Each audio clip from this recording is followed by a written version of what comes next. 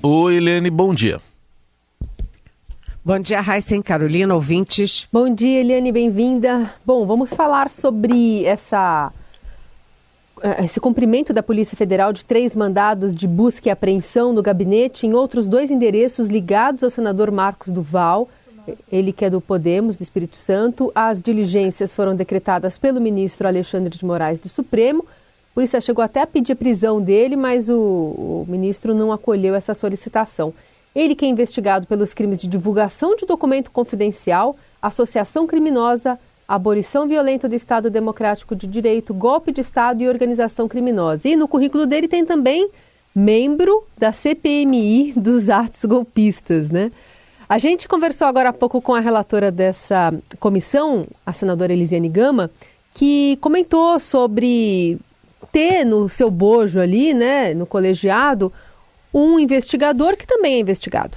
Não há dúvida nenhuma que traz, na verdade, prejuízos no meu entendimento e acho que aumenta o reforço em relação à defesa de alguns parlamentares, que é a questão de ordem pela substituição do senador Marcos Duval como membro, de fato, desta comissão. Ontem, inclusive, colegas já colocaram isso, havendo a solicitação da substituição. Eu acho que seria muito de bom grado que o próprio senador solicitasse e pedisse a retirada da comissão. Eu acho que ficou um ambiente extremamente desagradável e um ambiente em que não é propício, por exemplo, a permanência dele. Esperamos, portanto, que haja da parte dele um sentimento, de fato, de uma determinação individual para que ele realmente saia e seja substituído por outro parlamentar. Nesse sentido, a gente está esperando e aguardando aí que a mesa diretora tenha uma decisão que seja minimamente razoável, e no meu entendimento a razoabilidade seria a definição pela substituição desses parlamentares. Defendendo, portanto, a troca não só dele, mas também de André Fernandes, né? Que também foi o que fez o pedido da abertura da CPI, Eliane. Exatamente, porque o André Fernandes, inclusive, é indiciado pelos atos golpistas. Você não pode pegar quem está sendo investigado pelos atos golpistas para botar numa CPMI para investigar exatamente os atos golpistas. Então, esse é o momento seguinte desse Marcos Duval, que é a pressão dos próprios colegas para que ele saia da CPMI, saia da comissão. Agora, ele vai fazer isso? Se ele fosse uma pessoa minimamente razoável, ele faria, mas ele mostra que ele não é tão razoável assim. Esse Marcos Duval, ele é uma figura muito controversa, foi controversa na CPI da Covid, endossando todas aquelas medidas malucas de anticientíficas para combate à Covid, endossando as posições que não eram admissíveis do governo do Jair Bolsonaro na Covid, e agora esse ano já ele surpreendeu todo mundo com uma entrevista em que ele dizia, de certa forma, denunciava que o presidente Jair Bolsonaro, então presidente, estava envolvido num golpe de Estado. E ficou todo mundo, mas ele é bolsonarista e está denunciando Bolsonaro por tentativa de golpe de Estado? E, na verdade, era uma jogada suja do Marcos Duval para tentar complicar a vida do ministro do Supremo e do TSE, Alexandre de Moraes.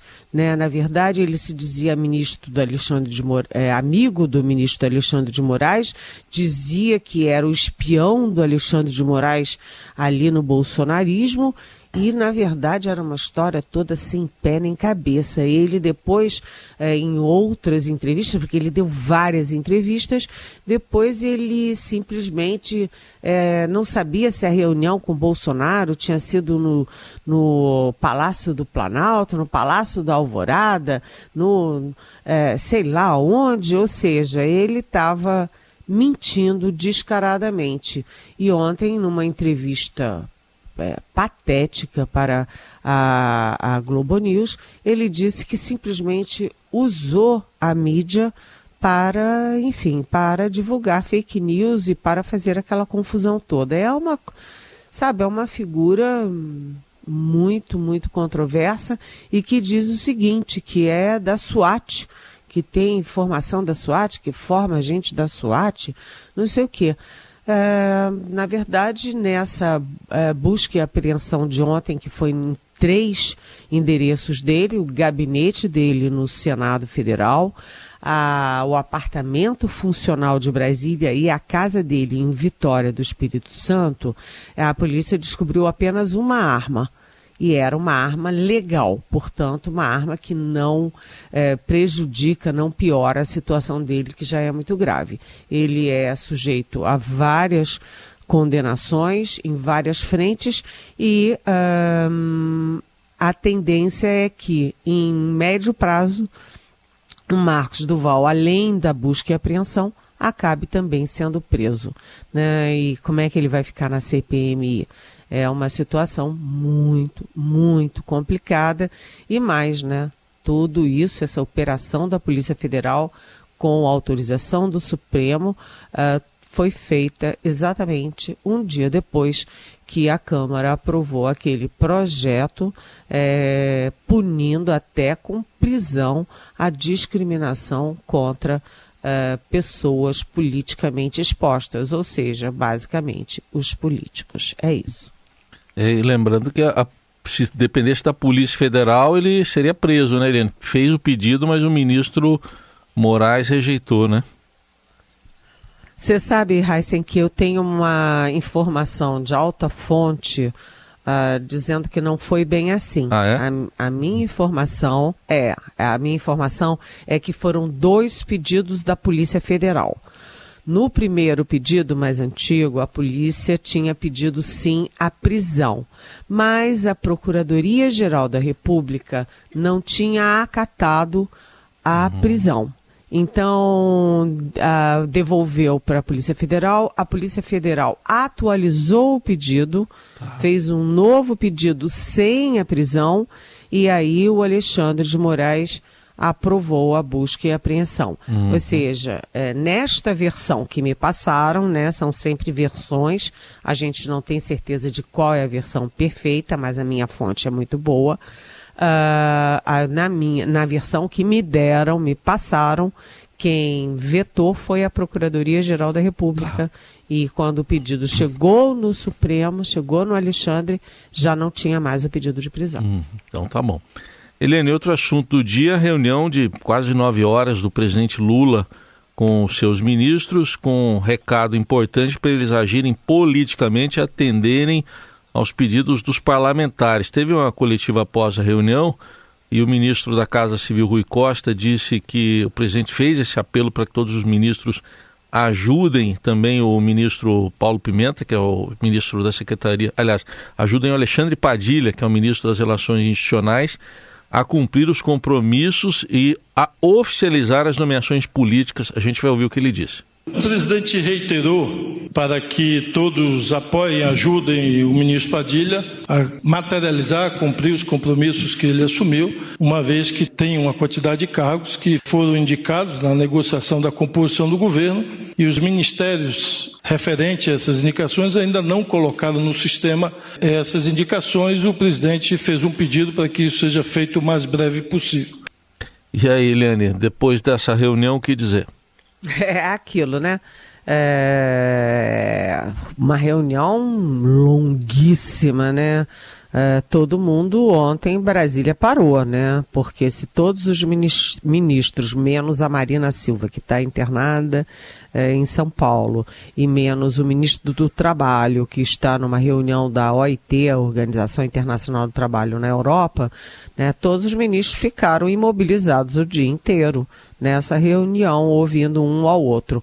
O Estadão fez um levantamento com especialistas e diz que esse tipo de reunião é improdutiva e maçante.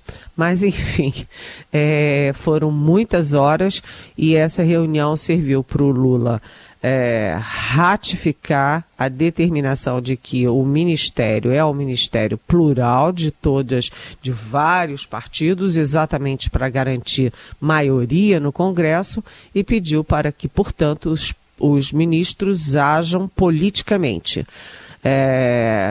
ajudando o ministro Padilha a ratificar as nomeações, a distribuir as emendas para os municípios, etc, etc. Ou seja, uma determinação do presidente foi essa. A segunda é que os ministros ajudem a alimentar a produção de notícias positivas para o governo, ou seja, incrementem a comunicação.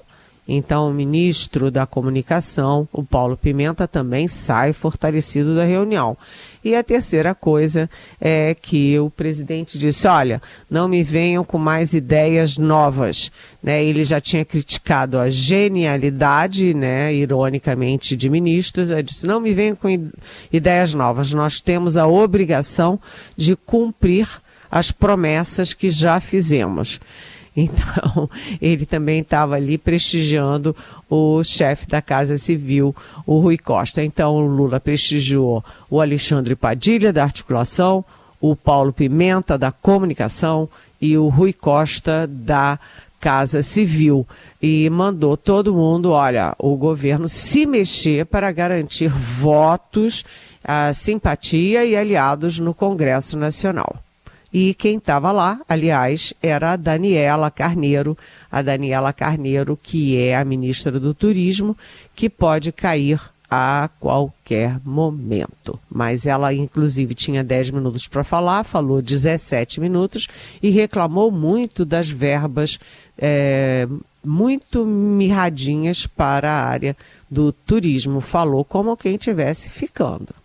Enquanto isso, o marido dela discutia a troca no Ministério do Turismo com o presidente da Câmara, Arthur Lira. Seguimos aqui na conversa com a Eliane Cantanhede, só um registro bem inusitado, aliás. Um forte tremor foi sentido por moradores da Baixada Santista, no litoral de São Paulo e Vale do Ribeira, no interior.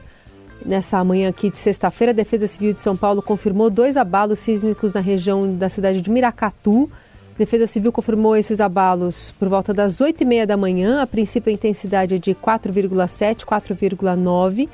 Há relatos de alguns moradores, né, do litoral, de Itanhaém, Peruíbe, Miracatu e Registro, nas redes sociais. A gente está acompanhando aqui essa movimentação numa área bastante plana, né, e que não há registros históricos de abalos, mas de qualquer forma seguimos acompanhando.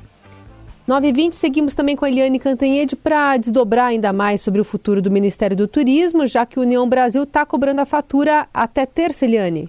Exatamente, né?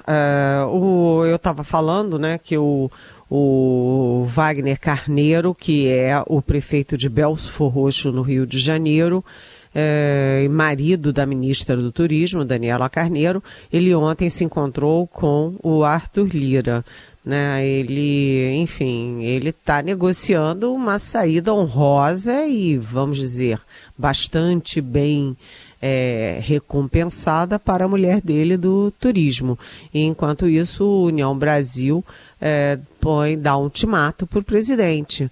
Né, que essa história está se alongando muito, está demorando muito, e eles estão, na verdade, com 2 ministros. Uma, a Daniela Carneiro, que participa da reunião ministerial com Lula, e o outro, que é o Celso Sabino, do Pará, que já está com tudo pronto, já é chamado por eles de ministro para lá e para cá. Então, ultimato até terça-feira. E por que terça-feira? Porque na terça-feira o presidente Lula viaja, faz mais um giro internacional.